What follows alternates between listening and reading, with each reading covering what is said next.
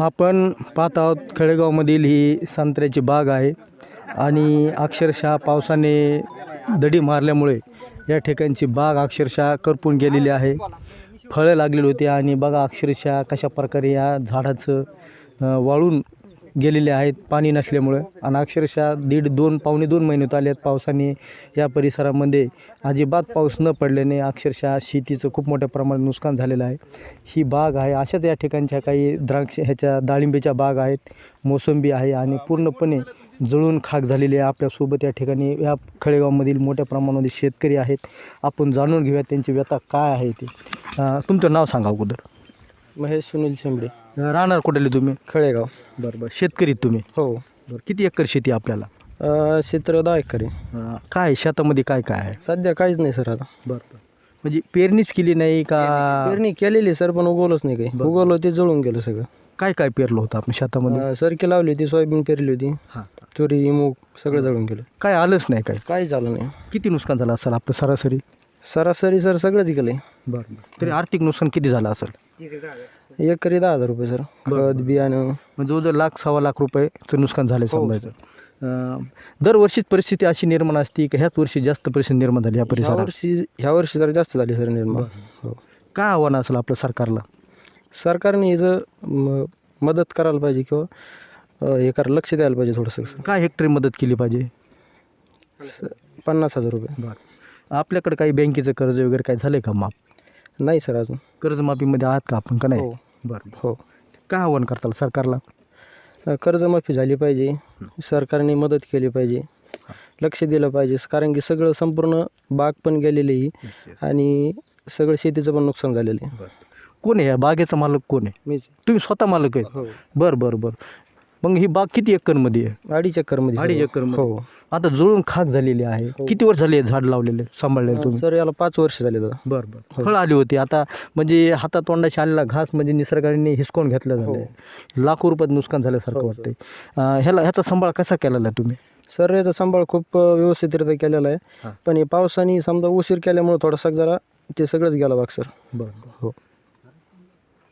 आतापर्यंत किती खर्च आला ह्याला?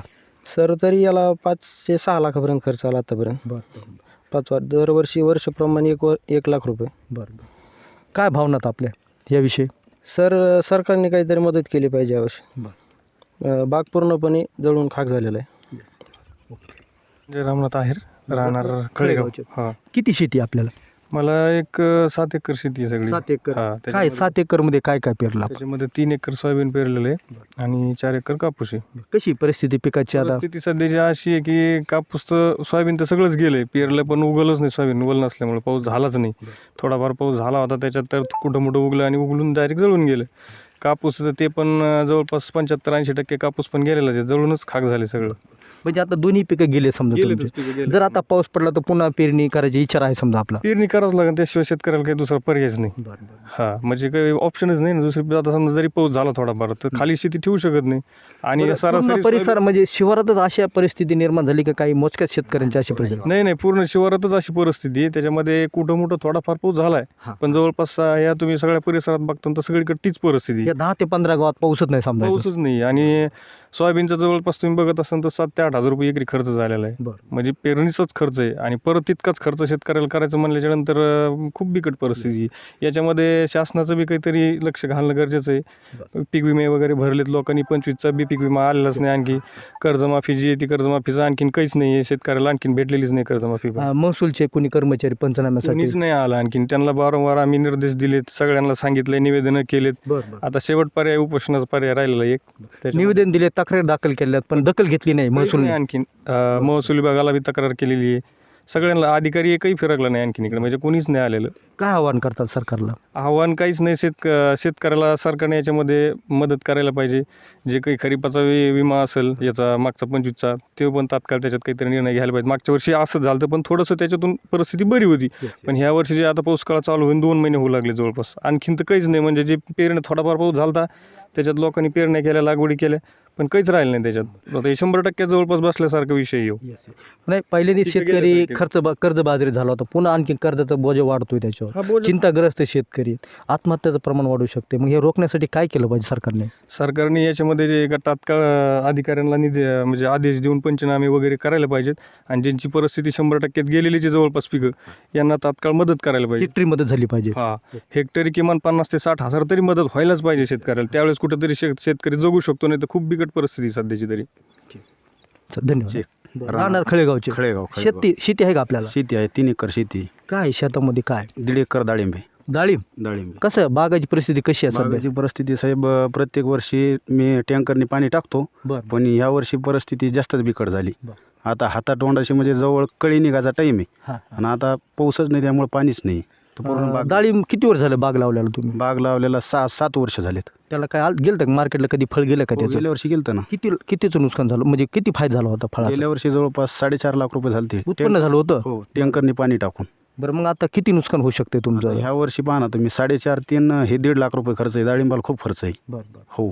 काय आव्हान असेल सरकारला? आव्हान हेच आहे सरकारला, फक्त शासनाने पंचनामे करावेत आणि मदत जाहीर करावी. आता तुम्ही पाठपुरावा करणार आहात का, निवेदन देणार आहात का? महसूल असेल, कृषी खातं असेल, त्याला निवेदन देणार आहात का? देणार दिलेलं आहे, निवेदन दिलेलं आहे. किती मदत केली पाहिजे सरकारने हेक्टरी आपल्याला? सरकारने हेक्टरी मदत आमची तर तशी 80-90 हजार आहे, पण आता शासनाचं काय सांगू शकतो आपण. हो, तरी पण तुम्हाला असा थोडाफार हातभार लावण्यासाठी किती मदत झाली पाहिजे? 50,000 रुपये हेक्टरी तरी करायला पाहिजे. ठीक आहे, धन्यवाद सर. मी आबासाहेब नानासाहेब आहेर. बरं, राहणार खळेगावचे. हो, खळेगावचे. बरं. शेती आहे का तुम्हाला? आई 5 एकर शेती आहे मला. बरं. काय आहे शेतीमध्ये?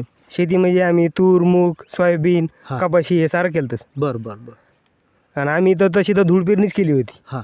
पण पेरणी होऊन बी थोडाफार पाऊस आला, माल कुठं मोठं उगवला हां. आणि ते जळून गेला. असंच म्हणजे असंच करपून गेलं. म्हणजे जूनमध्ये सुरुवातीला पाऊस पडला समजा, आणि तुम्ही त्या सुरुवातीला पावसाच्या भरोश्यावर पेरणी केली. निसर्गाच्या भरोश्यावर आम्ही पेरणी केली. नंतर पावसाने आता पावसाने अजून आजपर्यंत दांडी मारली. 40-45 दिवस होऊन गेले. किती नुकसान झाले आता 5 एकर शेती म्हणल्यानंतर? आता 5 एकर शेती म्हणल्यावर आमचं कमीत कमी 1-1.5 लाखाचं नुकसान झाले सर. आता समजा पाऊस पडला ह्या 2-4 दिवसात, तर पुन्हा आणखी पेरणी करायची तुम्हाला? पुन्हा आत्महत्याला नाही विलाज ना, शेतकऱ्याकडे आहेच काय दुसरा पर्याय. काय आवाहन करतात सरकारला आता आत्महत्या रोखण्यासाठी शेतकऱ्यांचे? शेतकऱ्यांनी हेक्टरी किमान 50-60 हजार रुपये अनुदान द्यावं. आणि जर नाही दिली तर शेवट पर्याय आत्महत्याशिवाय शेतकऱ्याला पर्याय तर दुसरा काय आहे? पाण्याचं कसं बघतंय गावामध्ये? पाणी कुठे आहे? पाणी प्यायला तर पाण्याची पंचायत आहे गावात. आता मग जनावराला पाणी, चारा वगैरे काय? आता काय लोक ज्याची इथं पाणी आहे त्याचे 2 शब्द खालीवर म्हणजे बोलणं ऐकून जनाला डोक्यावर पाणी आणून पाणी पाजावं लागत आहे. काय विकत घ्यावं लागत असेल पाणी? हा, मग आता ज्याचं पाणी आहे त्याचं विकतच घ्यावं लागणार ना. काय आव्हान पण आणखीन गावामध्ये तहसीलदारमध्ये तलाठी आला नाही, पंचनामे झाले नाहीत, भीषण परिस्थिती निर्माण झाली, दुष्काळी भाग असल्यासारखं म्हणजे जाहीर व्हावं असं वातावरण झालंय. काय आव्हान करतात तुम्ही सरकारला?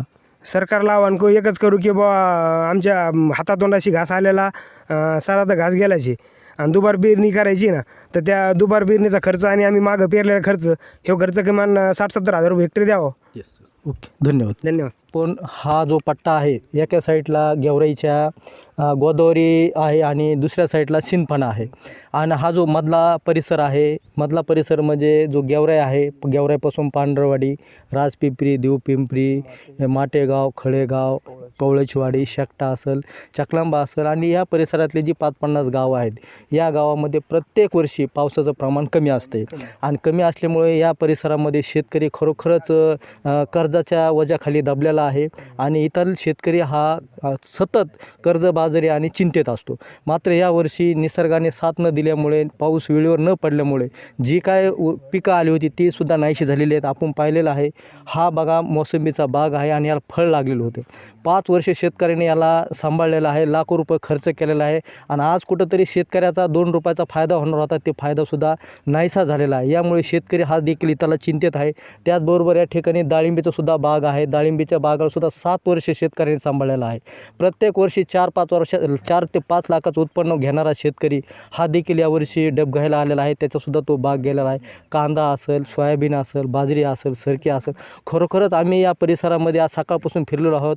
5 ते 25 गावचे या ठिकाणी शेतकरी आहेत, अक्षरशः चिंतेत आहेत, आणि सरकारने या शेतकऱ्यांसाठी स्वतः त्यांनी या ठिकाणी तलाट्याच्या माध्यमातून, महसूलच्या माध्यमातून पंचनामे करणं खरोखर काळाची गरज आहे. प्रत्येक शेतकऱ्याच्या बांधावर जाऊन तलाट्यांनी पंचनामे करून त्यांना तातडीची आर्थिक मदतीची खरोखरच गरज आहे. जर सरकारने जर यांच्याकडे आणखीन जर दुर्लक्ष केलंच तर या ठिकाणी शेतकरी नक्कीच आत्महत्या केल्याशिवाय राहणार नाही. कारण शेतकरी अगोदरच या ठिकाणी कसलाही शेतकरी असू द्या, लहानात लहान मोठा 1 ते 1.5 लाखाचं कर्ज त्याच्यावर झालेलं आहे. 5 ते 6 लाखाचे 5-6 एकरचे शेतकरी आहेत. 50-50 हजाराचा आत्ताच या 1 ते 1.5 महिन्यामध्ये त्यांचा खर्च झालेला आहे आणि पुन्हा त्यांना तेवढाच खर्च करायचा असल्यामुळे त्यांना व्याजाशिवाय पर्याय नाही. यामुळे शेतकऱ्याने स्वतः तलाठी असतील, कृषी अधिकारी असतील आणि जिल्हाधिकारी असतील यांना त्यांनी देखील भेटणं गरजेचं आहे. त्यांनी देखील लेखी निवेदन देणं महत्त्वाचं आहे आणि जिल्ह्याचे जिल्हाधिकारी असतील, कृषी कार्यालयाचे अधिकारी असतील आणि महसूलचे अधिकारी असतील यांनी या परिसरामध्ये तातडीने पंचनामे करणे काळाची गरज आहे आणि शेतकऱ्यांना आर्थिक मदत हेक्टरी का होईना देणं खूप महत्त्वाचं आहे. मी मुख्य संपादक हुंबरे बापूसाहेब, धन्यवाद.